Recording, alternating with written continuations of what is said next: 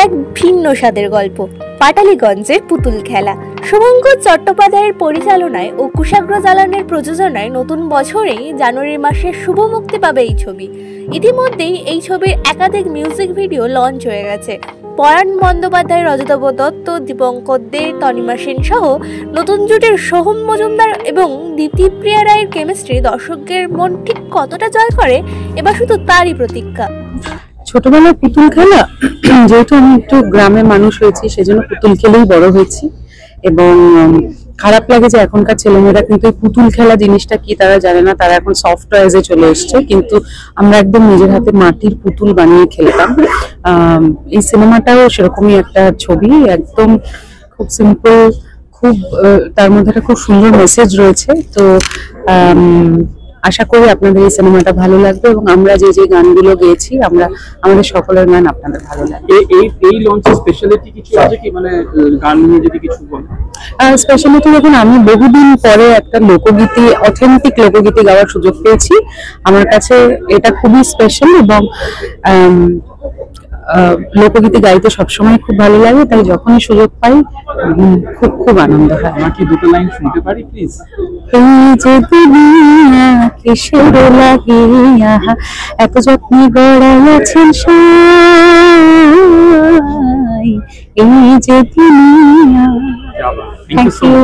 শুভঙ্করটাকে অনেক অনেক ভালোবাসা, কারণ শুভঙ্করটা বহুদিন ধরে এই ছবিটার কথা আমাকে বলেছিল, পাটালিগঞ্জের পুতুল খেলা। সেই ছবিতে আমি যুক্ত হয়েছি প্লেব্যাক সিঙ্গার হিসেবে। এই গানের কথা লিখেছে শুভদীপ এবং সুরও করেছে শুভদীপ। ওর কাজ আমার ভীষণই ভালো লাগে, আর ওর সুরে প্রথমবার গান গাওয়ার সৌভাগ্য হলো। ভীষণ ভালো লেগেছে গানটা, দেখা যাক মানুষের কেমন লাগে। এবং ছবি আসছে 10 জানুয়ারি, সবাইকে অনুরোধ করবো ছবিটা হলে গিয়ে দেখতে এবং গানগুলোকে ভালোবাসতে। ওভারঅল এক্সপেরিয়েন্স কেমন ছিল, মানে এতগুলো প্লেব্যাক সং এর পর এইটাতে কিছু একটু অন্যরকম কিছু কি মনে হয়? হ্যাঁ, ডেফিনেটলি এটা একটু ফোক ঘেঁষা গান, আমি খুব একটা ফোক ঘেঁষা গান পাই না। এটাতে সেটা সেই জায়গাটা এক্সপ্লোর করার একটা সুযোগ হয়েছে এবং শুভদীপেরও কাজ করার তো একটা অন্যরকম ধারণা আছে। ও বহুদিন নাটকের মিউজিক করেছে, তারপর এখন ছবির অনেক কটা কাজ করছে। ও যেভাবে গানটা ভেবেছে আমার খুব ভালো লেগেছে কাজ করে। পুতুল খেলা মানেই তো একটা নস্টালজি, আমাদের ছেলেবেলার কথা মনে পড়ে। এই গানটা গাইতে গিয়ে তোমার কতটা মানে নস্টালজিক লেগেছে গানটা? অ্যাকচুয়ালি যখন আমি অন্যের সুরে গান গাই আমার খুব নার্ভাস লাগে, কারণ এই গানের ক্ষেত্রে সেটা হয়েছে যে ও যে সুরটা করেছে সেটা আমার তুলে গাইতে হচ্ছে এবং মিউজিক ডিরেক্টর খুশি হচ্ছে কিনা, মিউজিক ডিরেক্টর ওদের পছন্দ হচ্ছে কিনা, সেইটা সবসময় ভেতরে একটা কাজ করে। তবে গানটার মধ্যে একটা প্রেম আছে এবং ভালো লাগার জায়গা আছে। ভালো। আমরা কি কিছু লাইন, দুটো লাইন শুনতে পারি? ঝাঁপ দিয়ে জলে গভীরতলে তোমার আমার সুত বাঁধা তার ইশারায় আমাদের গল্প বাঁধবার এসেছে সময়। পুতুল খেলায় তারপরে আস্তে আস্তে উন্নতি হয়েছে সিস্টেমের। এখানে যেমন হাতে আছে, হাতে এখানে মানুষটাকে দেখতে পেয়ে যেত, যে প্লে করছে তাকে দেখতে পাওয়া যেত। পরবর্তীকালে সে ক্যান্সেল হয়ে গেল, শুধু পুতুলগুলো নাচছে। এরপরে যেটা হলো, উপর থেকে সুতো দিয়ে হতো, তারপরে স্টিকে পাপেটাররা সব দেখা যেত না, তাদের মাথার উপরে পুতুলগুলো নাচতো এবং স্টোরি ওরিয়েন্টেড, অসাধারণ স্টোরি সহ। আগে তো যেমন মাইকে বলা হতো, লাউডস্পিকারে বলা হতো, সেইভাবে তাকে নাচা হতো। কিন্তু এখন এরকম স্টোরি, মানে ক্যারেক্টারদের ডায়ালগ আগে থেকে রেকর্ড করে নেওয়া হবে, মানে উইথ অ্যাক্টিং। তারপরে পাপেটের মুভমেন্ট, যেমন আমরা থিয়েটার মুভমেন্ট করে ডায়ালগুলো সেট করা হয়, সেগুলো সেটিং হবে ওখানে করে, তারপর একটা পারফেকশন আসবে, তারপর সেটা মানে পারফরমেন্স হবে। আমাদের পুতুল খেলা নিয়ে যদি আমি বলি, ছোট কম কারোর, আমাদের সবারই কিছু না কিছু স্মৃতি আছে। বোন বা দিদি পুতুল খেলতো, আপনার কি কোনো সেরকম কিছু আছে? না, আমি বোন বা দিদির মধ্যে তো পড়ি না, ওটা পুতুল খেলাটা তো ওদেরই, কিন্তু এই পুতুল খেলাতে সে পুতুল খেলা নয়। হ্যাঁ, ওটা তো একটা বয়সে, শৈশবে, তারপর পুতুল খেলা, রান্নাঘর, ছোট ছোট কড়াই, হাতি, হাঁড়ি, উনুন, ওটা আলাদা। কিন্তু এটা, এই পুতুল খেলাটা হচ্ছে মানুষের জীবনের খেলা। খেলার পাল্লায় পড়ে মানুষ পুতুল হয়ে যায়, আবার পুতুল হয়ে মানুষ খেলে। এই মানে বক্তব্যের মধ্যে গল্পটার মধ্যে অনেক ভাবনার জিনিস আছে, যাতে করে মানুষ ভাববে, হাসবে, বিস্মিত হবে, চোখের জল ফেলবে, মানে তারপরে স্যাটিসফ্যাকশন আসবে, সবকিছু মিলিয়ে মিশিয়ে আর কি। সিনেমাতে একটা গান আমরা শুনলাম মজা, ঠিক আছে, তো আগামী বছর মানে সামনের বছর মুক্তি পাচ্ছে, তো দর্শকদের কতটা মানে দর্শকরা মজা পাবে?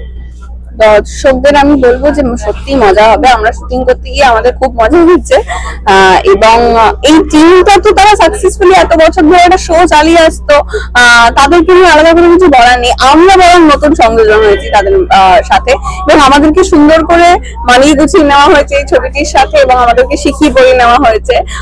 যদিও আমার চরিত্রটা অন্যরা যেমন সারাক্ষণ মজা করে যাচ্ছে, আমার চরিত্রটা অনেক কটা আপস এন্ড ডাউনস আছে।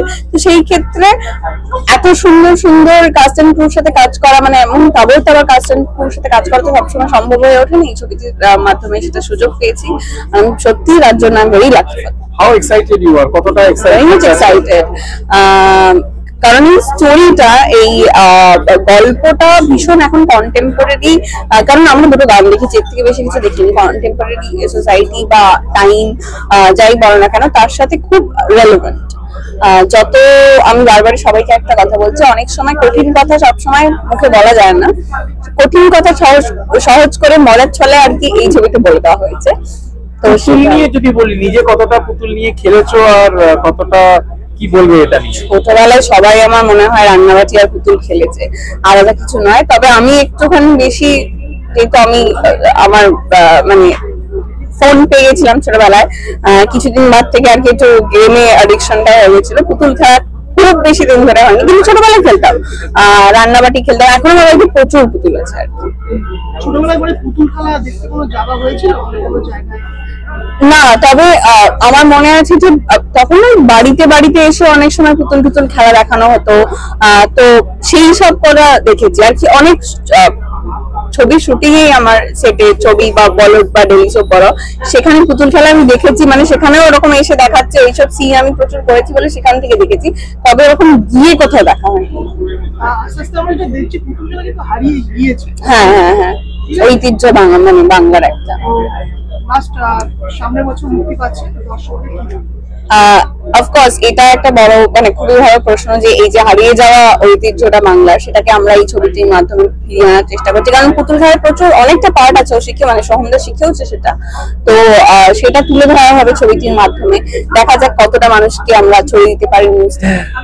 পুতুল খুব একটা খেলিনি আমি, জিআই জোস অ্যাকশন ফিগার্স নিয়ে যা একটু খেলতাম তাই, বাট মেজরলি আমরা তো 90s কিড, আমরা খেলার মাঠে খেলা খেলতাম, মানে ক্রিকেট, ফুটবল, ব্যাডমিন্টন, এগুলোতেই বেশি মেতেছিলাম। ইনফ্যাক্ট লুকোচুরি, লক এন্ড কি, নাম পাতাপাতি, বাট মাঠে গিয়ে খেলা হতো। আমরা তখন মনে হতো আমরা নিজেরাই এক একটা পুতুল, সব এইসব গেমস এর রুলস এর আন্ডারে সব খেলছি। সো হ্যাঁ, এই অভিজ্ঞতা। আমি যদি সিনেমাতে ফিরে আসি, what is your experience and how excited you are? I'm very excited, not only because it's a very special film, but I am coming back in Bengali films after almost like a year and a half. আচ্ছা, তুমি ইংলিশে জিজ্ঞেস করলে বলে আমি ইংলিশে বলছিলাম। তো আমার মনে হলো যে আমি খুবই এক্সাইটেড, কারণ আমি প্রায় 1-1.5 বছর পরে বাংলা সিনেমা ফিরছি। ইফ আই নো 2 বছর পরে, প্রায় 2 বছর পরে আমি বাংলা সিনেমায় ফিরছি। তো আমার জন্য এটা খুবই স্পেশাল একটা ফিল্ম। আর এই ফিল্মটার জন্য, কারণ আমার স্যাটায়ার্স খুবই ভালো লাগে, আমার খুব ফেভারিট জনরা। তো আশা করবো লোকজনেরও ভালো লাগবে। আশা করবো we did justice to the script that was আমাদেরকে পড়া হয়েছিল আমাদের কাছে। তো এইটুকুনি, মানে আমি খুবই আমার এক্সাইটমেন্ট দিয়ে না, মানে খুব একটা জাজ করা উচিত না, কারণ সবাই তাদের ফিল্ম রিলিজের সময় এক্সাইটেড থাকে। আশা করবো যাতে এই এক্সাইটমেন্টটা এনরোলড হয় অডিয়েন্সের প্রতি। হ্যাঁ হ্যাঁ,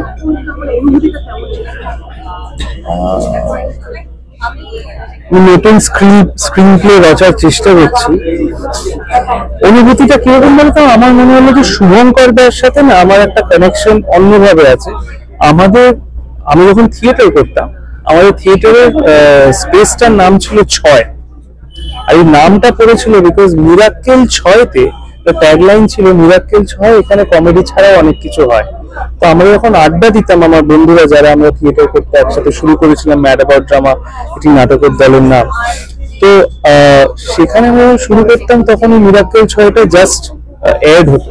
So that is why it's a very special he's a very special man for me, Shubhankar da. And উনি যখন ফোন করে আমাকে বললো যে পাটালিগঞ্জে, প্রথমে তো পাটালিগঞ্জে পুতুল খেলা হচ্ছে, পাটালিগঞ্জ কি সত্যি কোনো জায়গা নাকি, হ্যাঁ কলকাতায় বা বেঙ্গলে আমি জানি না হয়তো, তো পাটালিগঞ্জে পুতুল খেলা করতে চাই তোর সাথে, এবং তুমি আমায় ফোন করবে, এটা আমি মানে মানে এরকম নয় যে মানে আমি বড় একটা উনি বড় ডিরেক্টর, ওরকম টাইপের বিষয়টা না, but just the world's meeting, এটা আমার কাছে খুবই মেমোরেবল একটা জিনিস.